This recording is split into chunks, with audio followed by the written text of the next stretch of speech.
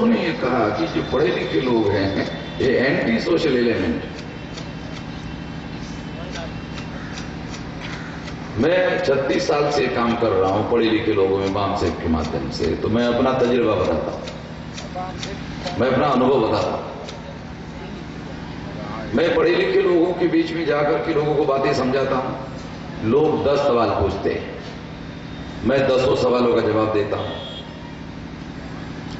जवाब देने के बाद में ये पता नहीं चलता कि जिस व्यक्ति को मैंने जवाब दिया वो व्यक्ति हम लोगों को साथ सहयोग करने वाला है या नहीं है, उसका पता ही नहीं चलता। अनपढ़ आदमी के बीच में जाऊं, मैं गांव में जाता हूं, गांव में जाके मीटिंग करता हूं, 1 घंटा 2 घंटा समझाता हूं। समझाने के बाद गांव के जो अनपढ़ लोग हैं क्या कहते हैं, हाँ ठीक है ठीक है ठीक है, समझ में आ गया, समझ में आ गया। अब आप बताइए करना क्या है। तुरंत तो करने के लिए तैयार हो जाए। अब ये बताइए करना क्या है। और ये जो पढ़ा लिखा आदमी है इसके 10 सवाल का जवाब दो तो पता नहीं चलता ये क्या करना चाहता है। तो जो पढ़ा लिखा आदमी है वो क्यों बिगड़ गया, तो वो पढ़ा लिखा नहीं है, लिखा पढ़ा है। ब्राह्मणों की किताबें लिखी हुई उसने पढ़ी, फिर डिग्रियां ली। और ब्राह्मणों की लिखी हुई किताबें आदमी पढ़ेगा तो साला दिमाग तो चौपट हो गए होगा, दिमाग सुधरेगा नहीं, चौपट ही होगा। साथियों, मैं ब्राह्मणों की लिखी हुई किताब के रेफरेंस में एक उदाहरण देता हूं ताकि बात समझ में आ जाए। मैं महाराष्ट्र का रहने वाला हूं। छत्रपति शिवाजी महाराज का नाम आपने सुना होगा। श्याम महाराज के बड़े पुरखे थे, कुर्मी जाति के। तो ब्राह्मणों ने महाराष्ट्र में प्रचार किया था कि रामदास जो है वो शिवाजी महाराज के गुरु, ऐसा उन्होंने प्रचार किया। और ये बात उन्होंने अभ्यासक्रम की किताबों में लिखी ब्राह्मणों ने। मगर अभी जब रिसर्च हुआ तो ये रिसर्च में नया एक लेटर रामदास का उपलब्ध हुआ। उस लेटर में रामदास जो महाराष्ट्र में एक ब्राह्मण संत हुए हैं, उन्होंने शिवाजी महाराज को लेटर लिखा। उस लेटर में रामदास महाराज ने क्या लिखा, छत्रपति शिवाजी महाराज को लेटर में लिखा, महाराज हम लोग आपके क्षेत्र में आकर बहुत दिन हो गए हैं, निवास कर रहे हैं, मगर आपने हमको पूछे ही नहीं। हमारे महाराष्ट्र में जो संत होते हैं, गुरु होते हैं, उनको पालकी भेज करके लाने का रिवाज है। पालकी समझते हो ना, हमारे मराठी में पालकी बोलते हैं, आप हिंदी में भी शायद पालकी शब्द का उपयोग किया जाता होगा। हाँ, सम्मान के तौर पर गुरु को पालकी में बिठाकर लाया जाता है। तो ये जो गुरु थे, ऐसा ब्राह्मणों ने किताब में लिखा था, वो खुद लिख रहा है, शिवाजी महाराज को पत्र लिख रहा है और कह रहा है, महाराज हम आपके शिवार में क्षेत्र में आकर बहुत दिन हो गए निवास कर रहे हैं, मगर हमें आपने पूछा ही नहीं। अरे रामदास ये कह रहे हैं, खुद अपने लेटर में कह रहे हैं कि शिवाजी महाराज ने हमें पूछा ही नहीं, और ब्राह्मणों ने किताब में लिखा, गुरु थे, हमें पूछा ही नहीं बोल रहा है। खुद रामदास बोल रहे हैं कि पूछा ही नहीं, और ब्राह्मणों ने किताब में लिख दिया, गुरु थे। मैं आपको समझाने के लिए उदाहरण दे रहा हूं कि इतना झूठ किताबों में लिखा हुआ है। ब्राह्मणों के द्वारा जो क्रमिक किताबें लिखी गई है और उन किताबों में कितना बड़ा झूठ लिखा गया है, इससे आपको पता चलेगा। और यदि आप झूठ लिखी हुई किताबें पढ़कर डिग्रियां लोगे, फिर तो दिमाग तो फिरेगा ही, घूमेगा ही, खराब तो होगा ही। इसलिए ये जो पढ़े लिखे लोग हैं, पढ़े लिखे लोग ही ब्राह्मणों के द्वारा लिखी हुई किताबें ज्यादातर पढ़ते हैं। उन लोगों के बीच में ब्राह्मण ये बात प्रचार करते हैं कि जो मुसलमान है वो विदेशी है। मैं आपको बताना चाहता हूं कि 90% मुसलमान अनुसूचित जाति जनजाति अदर बैकवर्ड क्लासेस से धर्म परिवर्तन करके मुसलमान हो गए। क्यों हुआ? क्योंकि ब्राह्मण धर्म किसी को अछूत कह रहा है, किसी आदिवासी को जंगली कह रहा है और किसी ओबीसी को शूद्र कह रहा है। तो जब कह रहा है तो ऐसे धर्म में हम लोगों को क्यों रहना चाहिए, ये बोलकर अनुसूचित जाति जनजाति और पिछड़े वर्ग के लोगों ने धर्म परिवर्तन किया और इस्लाम में धर्मांतर किया। ये इतिहास है। ये इसलिए मैं आप लोगों को बता रहा हूं क्योंकि भारत में आज की तारीख में भी 2 प्रकार के मुस्लिम्स है, जिसमें 90% तो हमारे SC ST OBC से धर्म परिवर्तन किए लोग हैं। उनके बाप दादा और आपके बाप दादा अगर हम लोग बहुत प्राचीन में जाए तो यहाँ ऐसा मिल जाएंगे। ये दोनों के दोनों पुरखे जो है, ये बात इसलिए मैं आप लोगों को बता रहा हूं कि जो लोग इस देश में इस तरह से भड़काने का काम करते हैं वो लोग SC ST OBC के लोगों का मुसलमानों के विरोध में इस्तेमाल करने के लिए ऐसा करते हैं। खैर, मैं आपको बता रहा था कि इस्लाम को मानने वाले जो आक्रांता मुस्लिम थे, उनके आगमन के बाद भारत में संतों का आंदोलन शुरू होता हुआ दिखाई देता है। यदि इतिहास का अध्ययन सही तरीके से कर लो तो आपको पता चलेगा। संतों का आंदोलन हमारे लोगों ने चलाया, हमारे महापुरुषों ने, संतों ने चलाया, मगर इतिहास ब्राह्मणों ने लिखा। आंदोलन संतों ने चलाया, आंदोलन का इतिहास ब्राह्मणों ने लिखा। तो आंदोलन ब्राह्मणों ने लिखा, तो आंदोलन में क्या लिखा ब्राह्मणों ने कि संतों का आंदोलन एक भक्ति आंदोलन था, ये विद्रोही और मुक्ति का आंदोलन नहीं था। अब भक्ति करेंगे तो भगवान की करेंगे, ईश्वर की करेंगे। अब शूद्रों और अति शूद्रों को मंदिरों में जाने की इजाजत ही नहीं है तो भक्ति कैसे करेंगे? इसके बारे में हमारे लोगों ने नहीं सोचा। अरे भक्ति करेंगे तो ईश्वर की, भगवान की भक्ति करेंगे तो वो मंदिर में जाने की ही इजाजत नहीं है तो भक्ति कैसे करेंगे? इसके बारे में तो हमारे लोगों ने नहीं सोचा। मगर ब्राह्मणों ने इतिहास में लिखा कि संतों का आंदोलन भक्ति आंदोलन था, ये ब्राह्मणी व्यवस्था के विरोध में विद्रोही आंदोलन नहीं था। ये बात ब्राह्मणों ने लिखी। ब्राह्मणों ने ये बात क्यों लिखी, इसको भी जानना जरूरी है। ब्राह्मणों ने ये बात क्यों लिखी, इसको समझना बहुत ज्यादा आवश्यक है, बहुत ज्यादा जरूरी है। वो ये है, ब्राह्मण ऐसा सोचते थे कि ये जो संत है, इन संतों को मानने वाले बहुत बड़े संख्या में लोग हैं। जब बहुत बड़ी संख्या में लोग हैं, यदि हम लोग संतों के विरोध में अभियान चलाने का काम करें तो सारा मानने वाला जो समाज है ब्राह्मणों के विरोध में खड़ा हो जाएगा, तो संघर्ष खड़ा हो जाएगा।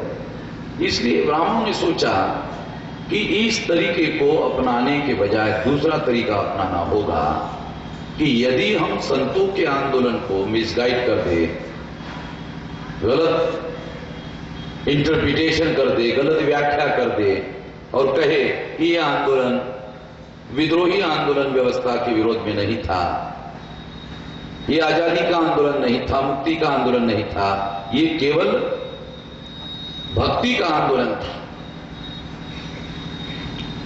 अगर ये बात प्रचार में लाई जाए तो क्या होगा? जो मानने वाले लोग हैं, संतों को मानने वाले जो लोग हैं, वो क्या करेंगे? वो हम बताएंगे, जैसे बता रहे हैं कि संतों ने भक्ति की, तो मानने वाले जो लोग हैं वो दो काम करेंगे। एक संतों का मंदिर खड़ा करेंगे और उसकी भक्ति शुरू करेंगे। दो काम करेंगे, एक संतों का मंदिर बना देंगे और फिर उसकी भक्ति शुरू करेंगे। और जो महत्वपूर्ण काम है वो नहीं करेंगे। कौन सा? संतों ने जो करने के लिए कहा वो भूल जाएंगे। मैं बहुत अहम बात आप लोगों को बता रहा हूं, बहुत माइक्रो बात है, बहुत फंडामेंटल बात है, इसको जो जानना जरूरी। वो अभी जब ब्राह्मणों ने लिखा कि संतों का आंदोलन भक्ति आंदोलन था, लिखा उन्होंने कि संत महान क्यों हुए, तो लिखा, ब्राह्मण लिखा संत महान क्यों हुए, तो लिखा वो भक्ति करते थे। महान क्यों हुए? तो वो भक्ति करते थे, वो भक्ति करते थे इसलिए महान हो गए। यदि आप लोगों को भी महान बनना है, ब्राह्मण ने लिखा, यदि आप लोगों को महान बनना है तो आप लोगों को भी भक्ति करना होगा।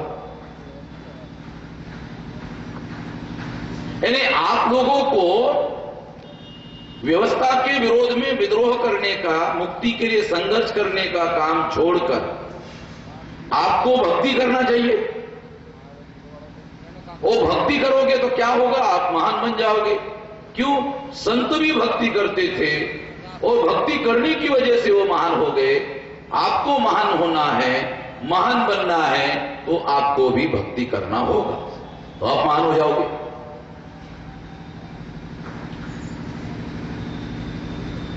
तो यदि हम संतों ने बताए हुए रास्तों पर चलने के बजाय भक्ति करने का काम शुरू किया, यदि मंदिर बनाकर भक्ति करने का काम किया, तो उन्होंने जो रास्ता बताया वो रास्ता दस्तावेज में अवेलेबल है, डॉक्यूमेंट में अवेलेबल है, संतों की वाणी उपलब्ध है।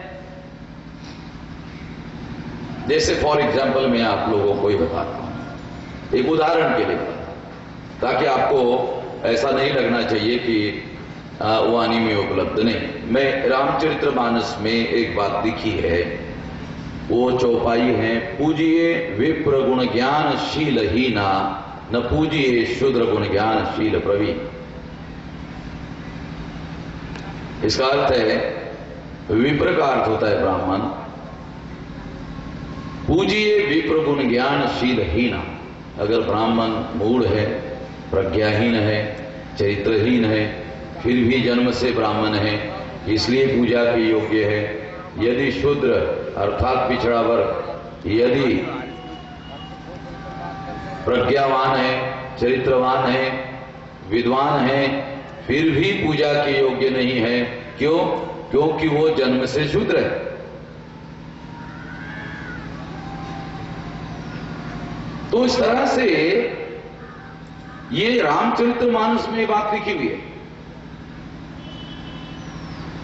अब रविदास जी के साहित्य में एक चौपाई है, वो थोड़ा आपको बता। इसमें तो बहुत सारी चौपाइयां और बहुत सारी बातें हैं, कबीर जी के, नामदेव और बहुत सारे संतों के वाणी में। उदाहरण के लिए बता रहा था कि आपको पता चलेगा ऐसी वाणी और दस्तावेज उपलब्ध है।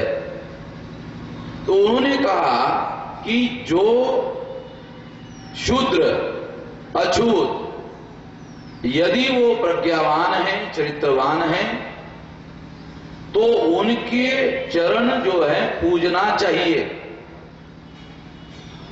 और जो प्रज्ञाहीन चरित्रहीन ब्राह्मण है उसको ऐसा नहीं करना चाहिए। यानी ये चौपाई उसके विरुद्ध में।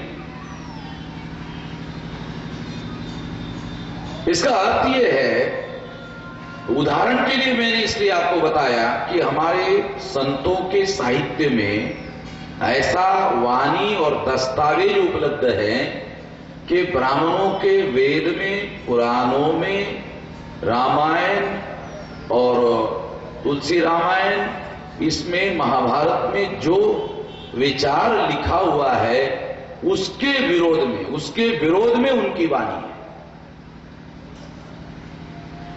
यदि जैसे स्वामी ब्रह्मानंद जी के बारे में मुझे कार्यकर्ता ने बताया कि उन्होंने संसद में ऐसा बयान दिया था कि अगर लोग ऐसे जाति के हीनता के आधार पर लोगों को जला देते हैं, मार देते हैं, तो फिर ऐसे धर्म ग्रंथों को जिन्होंने ये हीन होने का प्रचार किया, इनको जला देना चाहिए। तो जो तो ये मुझे बताया तो आप लोगों को जानकारी होगी, क्योंकि इसके बारे में विस्तार से आप लोग इस क्षेत्र में रहते हैं तो जानकारी होगी। मैं तो यही मानता हूं, यही कहता हूं, जो भी संत होते हैं उनका जो हृदय है वो सब मानवों को बराबर मानने वाला होता है, वो गैर बराबरी मानने वाले नहीं होते हैं। इसलिए सब लोगों का वाणी और व्यवहार एक जैसा होता है। इस दृष्टि से मैं ये बात आप लोगों को बता रहा हूं, उदाहरण के लिए बता रहा हूं। तो संतों का आंदोलन भक्ति आंदोलन नहीं था, वो भक्ति का आंदोलन था। ये बताने के लिए ब्राह्मणों ने ये भी लिखा कि रामानंद जो ब्राह्मण थे वो कबीर और रविदास के गुरु थे। धर्मवीर नाम के एक IAS अधिकारी हैं केरला में, उन्होंने कबीर के ऊपर एक किताब लिखी और उस किताब में उन्होंने सप्रमाण ये सिद्ध किया कि रामानंद कभी भी कबीर और रविदास के गुरु नहीं थे। रामानंद ब्राह्मण थे। देखो, मैं बहुत खास बात आप लोगों को बताना चाहता हूं, बहुत अहम बात है। जब किसी को गुरु बताया जाएगा तो अगर मान लो कि कबीर और रविदास रामानंद उसके गुरु थे, इसका मतलब है ये चेला थे, भगत थे, भक्त थे। यदि उनको भक्त साबित कर दिया जाए तो अपने आप सिद्ध हो जाता है कि वो भक्ति करते थे। तो इसलिए इस तरह से महाराष्ट्र में छत्रपति शिवाजी महाराज को बारे में बताया गया कि ये महान क्यों हुए, क्योंकि ब्राह्मण उनके गुरु थे। दुनिया में, खासतौर पर भारत में, कोई भी शूद्र और अतिशूद्र कभी भी महान नहीं बन सकता जब तक उसका गुरु ब्राह्मण ना। देखो, बहुत खास बात आप लोगों को बता रहा हूं कि जिसका गुरु ब्राह्मण ना हो वो कभी भी महान नहीं बन सकता। जिसका गुरु ब्राह्मण हो वही महान बन सकता है। यदि कोई आदमी महान बना है तो जरूर उसका गुरु कोई न कोई ब्राह्मण रहा होगा। यानी ब्राह्मण के गुरु होए बगैर कोई भी आदमी महान नहीं बन सकता। ये सारा प्रचार जो है बड़े पैमाने पर किया जाता है। तो संतों का आंदोलन ये भक्ति आंदोलन नहीं था, ये ब्राह्मणों की व्यवस्था के विरोध में विद्रोही आंदोलन था, ये मुक्ति का आंदोलन था।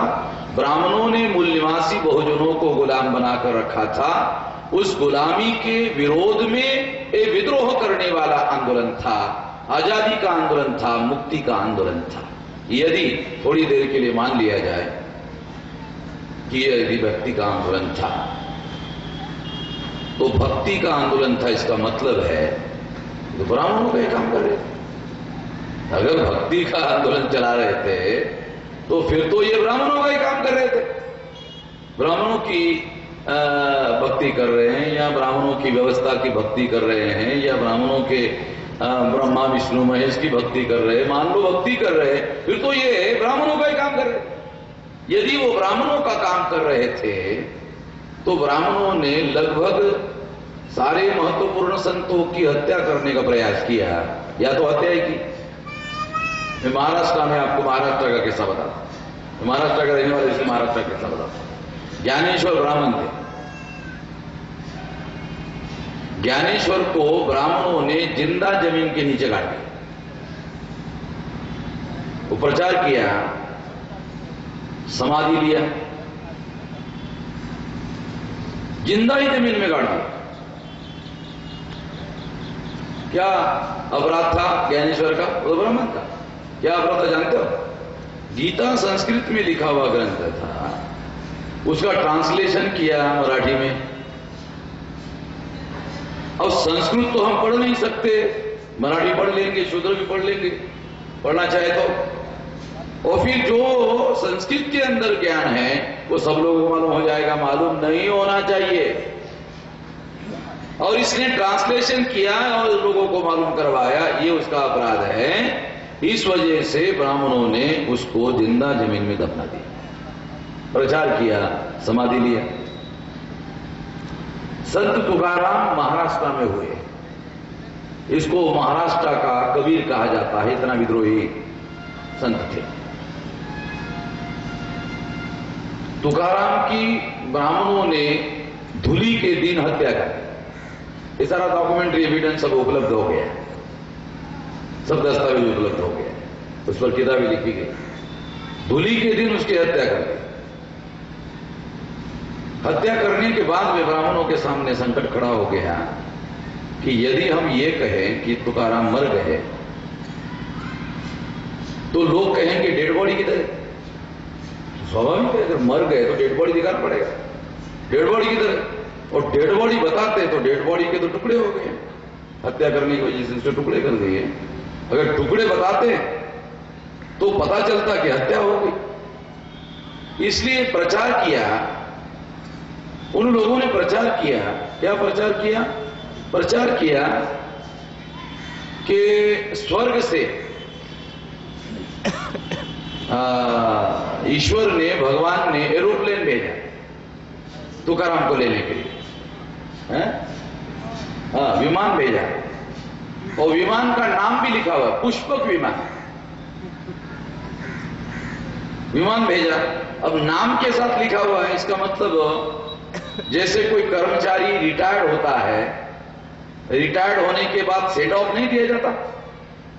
अभी कर्मचारी लोगों को मालूम है, जब कर्मचारी रिटायर्ड हो जाता है तो एक दिन पहले, अभी कल रिटायर हो रहा तो उसको एक दिन पहले सेंड ऑफ दिया जाता है। हमारे ऑफिस में ऐसे प्रचलन है।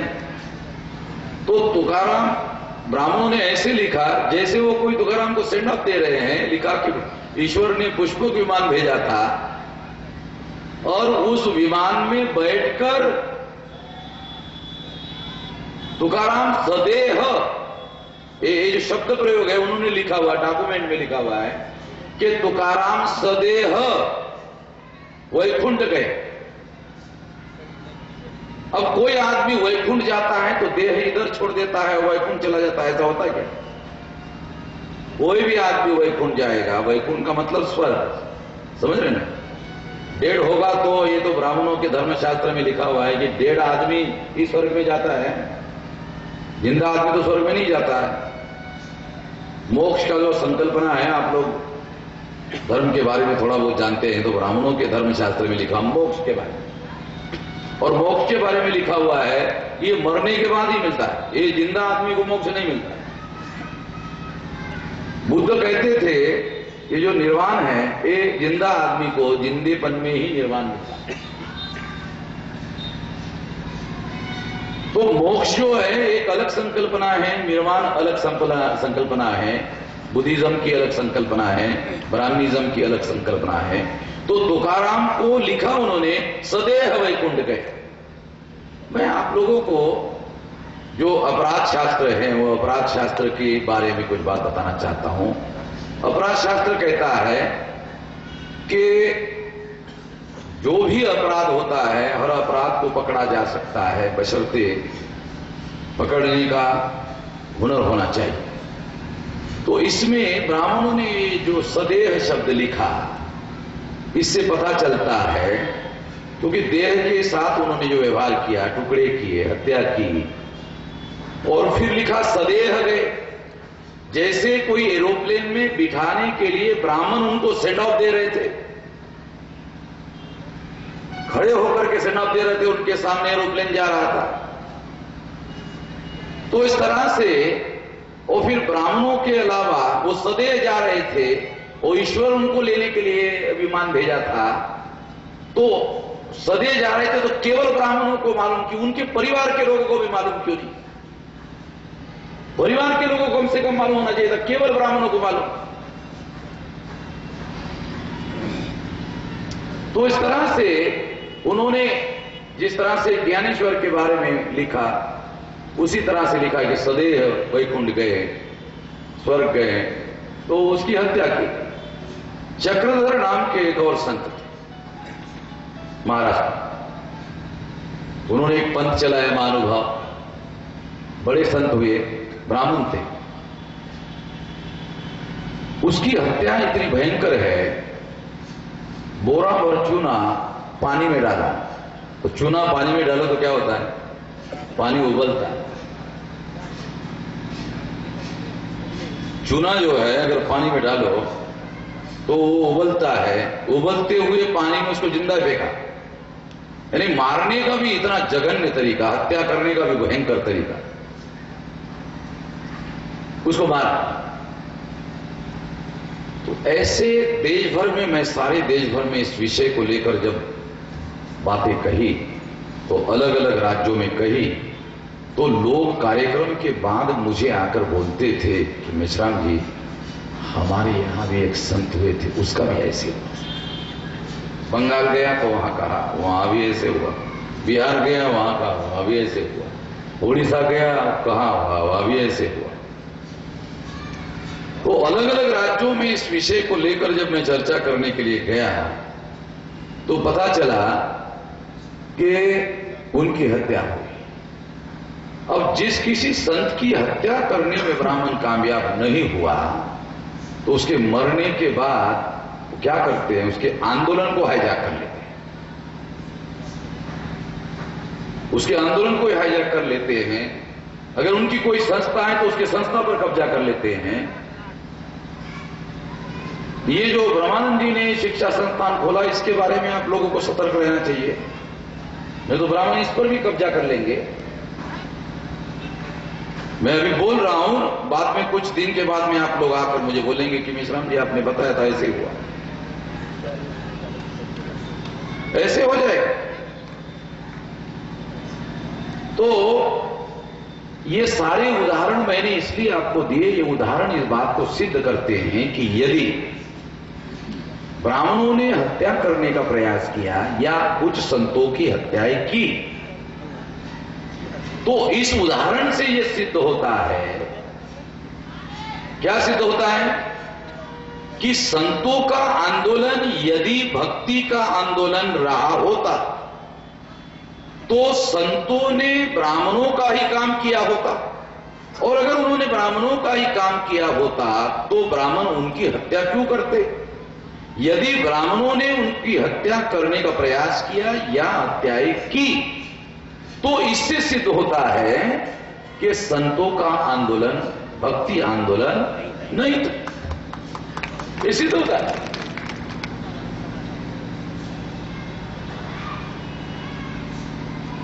हमारे प्रोफेसर साहब सवेरे मुझे मिलने के लिए आए, उन्होंने कहा कि आध्यात्म के बारे में भी हम लोगों को कुछ विचार करना चाहिए। जरूर विचार करना चाहिए, मगर आध्यात्म के बारे में विचार करते वक्त ये जरूर ध्यान रखना चाहिए कि ब्राह्मणों का जो ब्रह्मजाल है, ब्राह्मणों का जो ब्रह्मजाल है, उस ब्रह्मजाल को जरूर समझना चाहिए।